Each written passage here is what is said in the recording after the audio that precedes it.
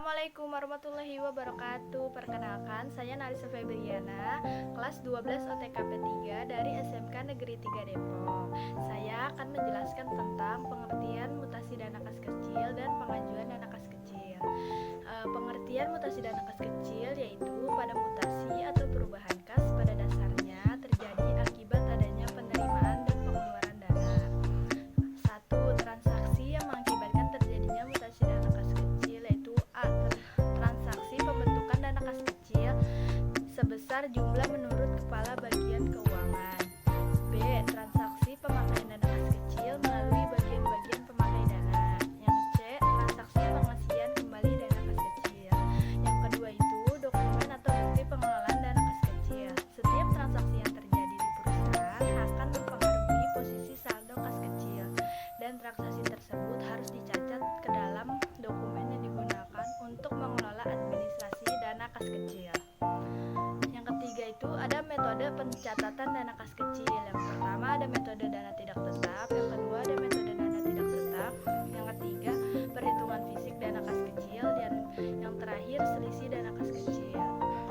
Untuk pengajuan dana kas kecil, saya akan menjelaskan tentang pengertian dana kas kecil. Kas kecil atau petty cash adalah sejumlah dana yang dibentuk khusus untuk pengeluaran yang bersifat rutin dan relatif kecil jumlahnya. Yang kedua itu ada keperluan-keperluan yang dibayar menggunakan kas kecil. Contohnya itu konsumsi tamu, peralatan kantor atau stasioneri, pembersih ruangan, transportasi, P3K, atau dan lain-lain. Adapun alat-alat yang digunakan seperti meja kantor. Yang ketiga itu ada prosedur pengelolaan dana kas kecil. Yang satu, perusahaan membuat kebijakan mengenai jumlah dana, periode, sistem, dan petugas. Kedua, bendahara pusat menarik cek untuk dana kas kecil. Dan yang ketiga, petugas pengelola dana kas kecil mencairkan cek ke dalam bentuk kas untuk disimpan.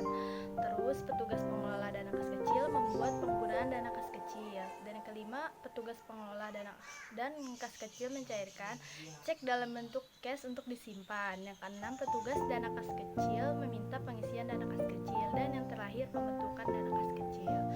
Dan terakhir ini yang keempat, peralatan dalam pengelolaan dana kas kecil. Yang pertama contohnya cek, bukti transaksi pembelian, bukti pengeluaran dana kas kecil, form pengajuan dana kas kecil, dan